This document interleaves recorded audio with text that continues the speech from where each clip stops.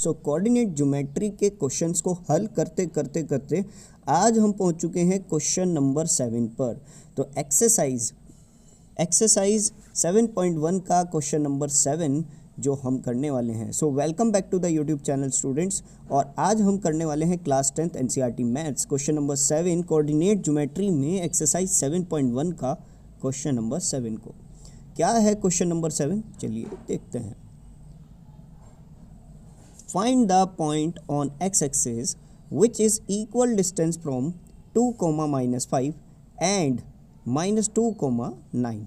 सो जैसे कि आप लोगों को क्वेश्चन दिख ही रहा है और यहाँ पर हमें ये बताया गया है कि ये 2 पॉइंट्स हैं। ये 2 पॉइंट्स आ रहे हैं, एक ऊपर और एक नीचे एक्स एक्सिस के बीच में, मतलब एक्स एक्सिस इनके बीच में आ रहा है और हमें उन 2 पॉइंट्स का बताना है कि वो एक पॉइंट कौन सा है। हमें इन दोनों पॉइंट से एक पॉइंट बताना है जो कि एक्स एक्सिस पर आ रहा है। बस शर्त ये है कि वो एक्स एक्सिस पर आने वाला वो पॉइंट इक्वल डिस्टेंस है, यानी जितना यहाँ से यहाँ उतना यहाँ से यहाँ। कुछ बात समझ में नहीं आई। देखो, अगर ये पॉइंट ए है और ये पॉइंट बी है तो जो सी पॉइंट आ रहा है तो वो बिल्कुल इक्वल डिस्टेंस होना चाहिए, यानी ए सी इक्वल्स टू बी सी होना चाहिए। भैया अब कुछ समझ में आया? नहीं आया? ओ भाई साहब ध्यान से देखो, ये है एक्स एक्सिस, ये पॉइंट, तो जैसे कि ये पॉइंट है 2, -5, तो इसको 2, यहाँ पे और -5 यहाँ पे। दूसरा पॉइंट है आपका -2, 9, तो -2 यहाँ पे और 9 यहाँ पे। तो देखो ये 2 पॉइंट में आने वाला कोई सा भी, इनमें से कोई सा भी ऐसा एक पॉइंट है जो कि इक्वल डिस्टेंस पर है, यानी ये लाइन AC की वो BC से इक्वल होगी। तो इनमें से कोई सा भी वो पॉइंट हो सकता है। तो आई होप सो अब तो आपको क्लियर हो गया होगा। तो अब इस क्वेश्चन को करने से पहले आपको कुछ बता दूं, जैसे कि ये एक्स एक्सिस आप देख रहे हो, तो एक्स एक्सिस में आने वाले जितने भी पॉइंट्स हैं, जैसे हम यहाँ से शुरू कर सकते हैं, तो ये है -6, 0, फिर उसके बाद -5, 0, -4, 0, -3, -0, -2, -0, -1, 0, 0, 1, 0, 2, 0, 3, 0, 4, 0 एंड 5, 0। मतलब कि जितने भी एक्स एक्सिस पर पॉइंट आते हैं उसमें वाई एक्सिस हमेशा, वाई वाला जो नंबर है वो हमेशा 0 आएगा। तो आई होप सो ये एक हिंट तो आपको मिल चुका है। तो इसीलिए हम लोग लिखेंगे let we have assume that A 2, -3 and B -2, 9 and C जो कि है x, 0 considered point lie on a Cartesian. ऐसा मान के चलो कि ये कार्टेशियन पर ये पॉइंट आ रहे हैं और इनके बीच में ये डिस्टेंस है। अब देखो AC जो लाइन है वो BC के इक्वल होगी, ठीक है। देखो AC, अब A क्या है -2, 9 और C x, 0 है, वहीं B जो है वो 2, -5 है। अब देखो हम ये मान के चल रहे हैं कि AC BC के इक्वल होगी, तो पहले हम बात करते हैं AC लाइन की। तो AC लाइन के अकॉर्डिंग यहाँ पर क्या क्या हमारे पास है, देखो हमें पता है x2 - x1 रखना पड़ता है, तो x -2 का होल स्क्वायर प्लस 0 -9 का होल स्क्वायर। तो अब यहाँ पर माइनस माइनस प्लस हो जाएगा और ये -9 ही रहेगा। खैर, तो x + 2 का होल स्क्वायर और 0 - 9 9 का स्क्वायर होता है। तो x + 2 का होल स्क्वायर, यहाँ पर इसे खोलना तो पड़ेगा लेकिन अभी मन नहीं कर रहा, 9 का स्क्वायर खोल लेता हूँ, -9 का स्क्वायर 81 होगा। वहीं BC की अगर हम बात करें तो BC भी रख सकते हैं। तो अब इसके बाद -9 स्क्वायर 81 हो जाएगा। अब BC वाली लाइन पर आते हैं, तो BC वाली लाइन के अकॉर्डिंग ये आपका x2 - x1 2 - x होगा और y2 - y1 आपका -5 - 0 होगा। सो 2 - 1 का होल स्क्वायर रख देंगे और -5 -5 माइनस 0 -5 ही आएगा। देखो 0 से कुछ भी प्लस या माइनस होगा वो सेम नंबर ही आ जाता है, हम सभी को पता है। -5 का स्क्वायर 25 रखा जा सकता है, क्यों? सही है ना, बिल्कुल 25 रखा जा सकता है। और क्योंकि यहाँ पर एक स्पेस और चाहिए तो मैं इसको दोबारा लिख देता हूँ, ठीक है। अच्छा क्या होगा यहाँ पर, देखो रूट से रूट, यहाँ पर भी रूट है, यहाँ पर भी रूट है, तो रूट से रूट कट हो सकता है, तो रूट से रूट कट हो जाएगा, हट जाएगा।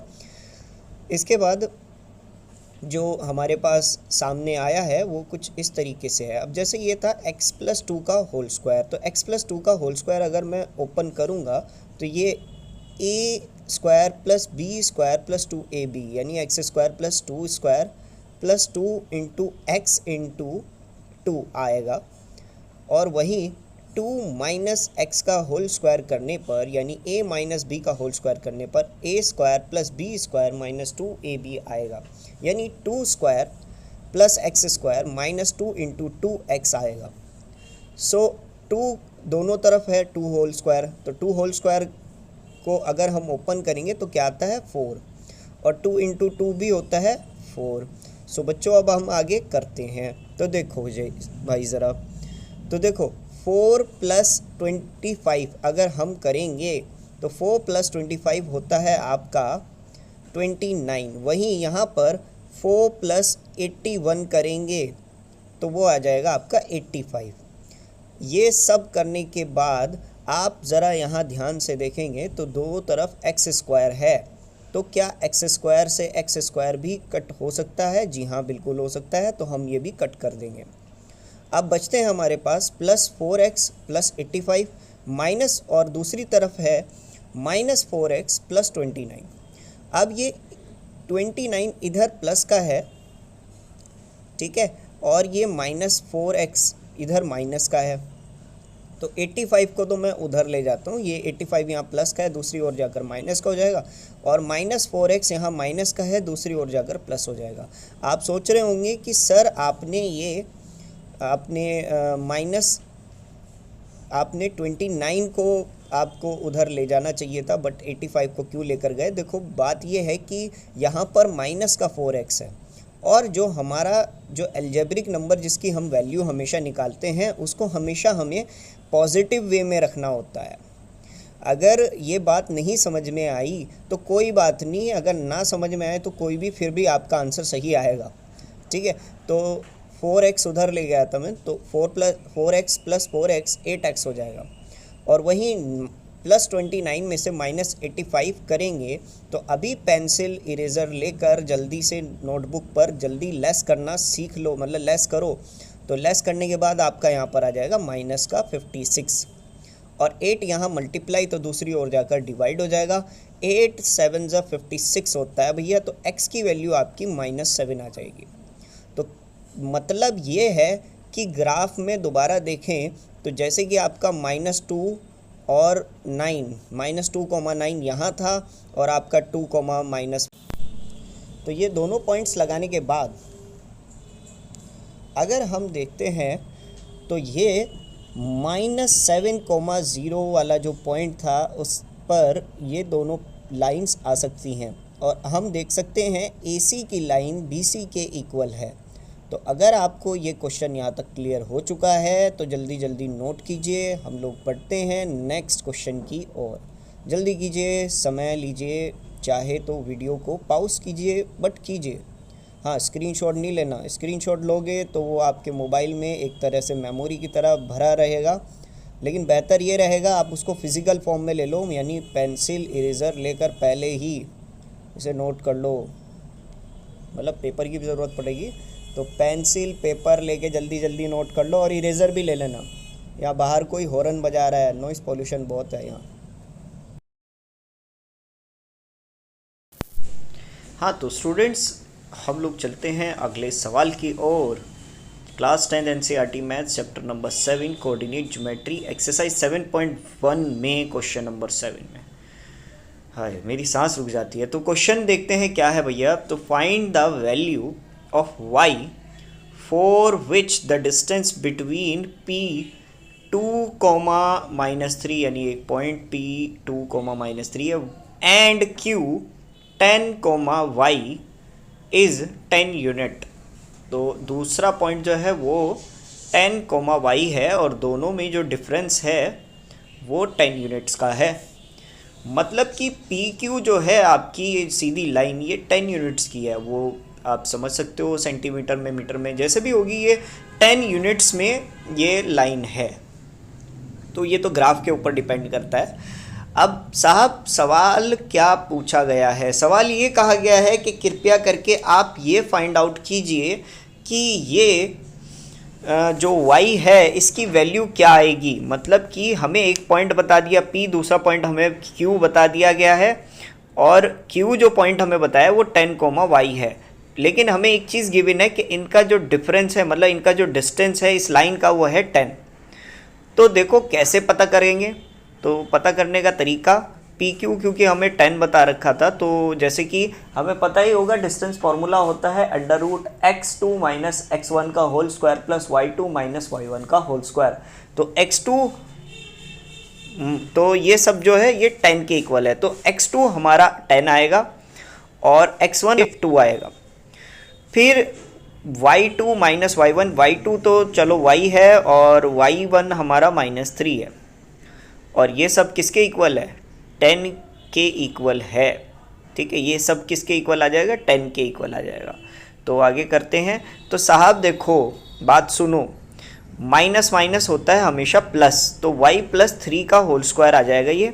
और 10 में से 2 लेस होगा तो 8 आएगा। 10 में से 2 लेस होगा तो 8 आएगा। इसके अलावा अंडर रूट का उल्टा क्या होता है? अंडर रूट का उल्टा हमेशा स्क्वायर होता है। तो अंडर रूट, यहाँ पर ये अंडर रूट है, दूसरी ओर जाकर स्क्वायर हो जाएगा, तो ये हो जाएगा 10 का स्क्वायर। तो 10 में से 2 गए थे तो 8 आया था और 8 का स्क्वायर 64 होता है। लेकिन ये y + 3 का होल स्क्वायर, इसका क्या होगा भैया? 10 का तो स्क्वायर हम 100 लिख सकते हैं, नो प्रॉब्लम। लेकिन y + 3 का होल स्क्वायर लगेगा a + b का होल स्क्वायर। हाँ, तो जो लोग ये कहते थे कि क्या करूं मैं इसका अपनी ज़िंदगी में, तो ये देख लो कि a + b का होल स्क्वायर यहाँ पर भी लग गया। तो a + b का होल स्क्वायर क्या होता है? a² + b² + 2ab, यानी y² + 3² + 2ab, यानी 2y3। तो y² रहा, 3² 9 हो गया और 2 × 3 होता है 6y। ठीक है। अच्छा, ये 64 + 9 मैं पहले करूँगा तो ये 73 आ जाएगा। और ये जो हमारा 100 है ये इधर प्लस का है, दूसरी ओर जाकर माइनस का हो सकता है। तो 73 - 100, तो प्लस माइनस माइनस होता है, और क्योंकि बड़ा नंबर हमारा यहाँ माइनस का है तो ये -27 आ जाएगा। तो देखा जाए तो y की वैल्यू भी तो अभी तक नहीं निकली है, लेकिन जब भी हमारे पास ऐसी इक्वेशन आती है उसको हम लोग बोलते हैं क्वाड्रेटिक इक्वेशन।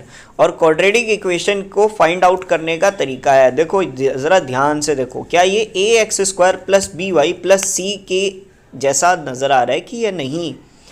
तो जैसे कि ये नज़र आ रहा है हमें ax² + bx + c, जो कि हमारी क्वाड्रेटिक इक्वेशन होती है, उसी के अकॉर्डिंग हमें नज़र आ रहा है। तो मैं अगर यहाँ क्वाड्रेटिक फार्मूला लगाऊंगा तब भी मुझे कोई मसला नहीं होगा। और क्वाड्रेटिक फार्मूला क्या होता है? तो क्वाड्रेटिक फार्मूला होता है -b। अच्छा, यहाँ पे x की प्लेस पर y रख सकते हैं, क्योंकि देखो x नहीं है यहाँ पर y है, तो y इसके बराबर होगा -b + -√b² - 4ac / 2a। ये होता है आपका क्वाड्रेटिक फार्मूला। तो b जैसे कि यहाँ पर है, तो b यहाँ पर हमारा क्या है? b यहाँ का 6, तो -6 रख दिया। उसके बाद हमें a जो है हमारा यहाँ पर 1 है, तो 1 यहाँ पर रख दिया। उसके बाद जो c है हमारा वो -27 है, वो भी हमने रख दिया। इसके बाद आगे करते हैं, तो 6 का स्क्वायर 36 होता है और 4 × 27 करेंगे। तो भैया देखो, मैं पहले से ही कैलकुलेट करके बैठा हूँ, आप भी अपना दिमाग लगाओ और इसको कैलकुलेट करके बताओ कि 27 को 4 से मल्टीप्लाई करने पर क्या आएगा। वो आएगा 108। नहीं यकीन होता तो ये देख सकते हो, मैंने रफ में किया है। ये टेम्पररी अभी हटाना पड़ेगा क्योंकि जगह थोड़ी कम है। हटा दिया। तो उसके बाद देखो 108 अगर 36 में ऐड हो जाए तो वो कितना आएगा। अब ये भी मैंने पहले से ही करके दिखा दिया। 6 और प्लस 8 जो है 14 होता है, 1 कैरी हो गया, तो 1 प्लस 0 1 आया, और ये 3 4 और ये 1, तो 144 आया। और 144 किसका स्क्वायर रूट होता है बच्चों, तो 144 इसको रट लो, समझ लो, याद कर लो अच्छे से। 144 किसका स्क्वायर रूट होता है, ये होता है 12 का। तो अब हम क्या देख रहे हैं, यहाँ बाहर है प्लस और माइनस, तो प्लस माइनस होने की वजह से अब हमें ये मसला है कि हम प्लस रखें कि माइनस रखें, तो हमें दोनों तरीके के नंबर रखने पड़ेंगे।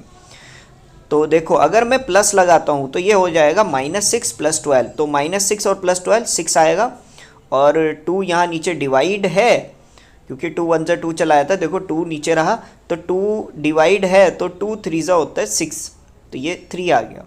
अगर एक वैल्यू हमारी y की 3 आई, दूसरी वैल्यू भी देखते हैं, तो माइनस के हिसाब से देखते हैं, तो माइनस माइनस प्लस होता है, -6 और -12 -18 आ गया, तो -18/2 करेंगे तो -9 आएगा। इस हिसाब से हमारी y की वैल्यू -9 भी आ सकती है। तो अब सवाल ये आता है कि इस y की वैल्यू क्या होगी, तो y की वैल्यू 3 भी आ सकती है, -9 भी आ सकती है। आप अगर आंसर शीट से चेक करोगे तो वहाँ पर भी आपको 3, -9 गिवन है। मतलब कि यहाँ पर अगर हम ग्राफ देखते हैं तो हमारा ये जो p है जो कि है 2, -3, और तो हमारा y जो आएगा, ठीक है, दूसरा q जो पॉइंट है वो हमारा 10, 3 भी हो सकता है और 10, -9 भी हो सकता है। अच्छा, अगर दोनों पॉइंट्स को देखोगे आप तो दोनों पॉइंट्स में 10 का ही फर्क आएगा, यानी ये भी इतना डिस्टेंस 10 का ही है और इतना भी डिस्टेंस 10 का ही है। तो आई होप सो ये आपको क्वेश्चन क्लियर हो चुका होगा। अब आप इसको नोट कर सकते हैं अपनी नोटबुक में। ये ज़रूरी नहीं था कि इसमें हम ग्राफ ज़रूर बनाएं, लेकिन ग्राफ को रिप्रेजेंट कर देने से ये ज़रूर होता है कि स्टूडेंट के ये क्वेश्चन समझ में आ जाता है कि है क्या, चल क्या रहा है, क्यों है, किस तरीके से। So that's all from this question. Thank you very much. So अगर आपने ये वीडियो यहाँ तक देख लिया है, मैं आप सभी से कहना चाहूँगा thank you very much, thanks for watching this video and don't forget to like and subscribe. और भैया अगर नए हो तो सब्सक्राइब ज़रूर कर दें, और अगर वीडियो देखते रहते हो तब भी सब्सक्राइब ज़रूर करते हैं, क्योंकि बहुत से लोग जो हैं हमारे व्यूवर्स जो हैं वो वीडियो तो ज़रूर देखते हैं, ना लाइक करते ना कमेंट करते। देखो व्यूज़ आ रहे हैं लेकिन लाइक करते हैं, तो ये तो इनजस्टिस हो गया ना मेरे साथ। इसीलिए कमेंट करें, अपनी राय दें, मतलब कि बताएं कि वीडियो कैसी लगी। आपकी कमेंट पढ़ता ज़रूर हूँ मैं और उसका रिप्लाई भी ज़रूर करता हूँ। So thank you very much, thanks for watching.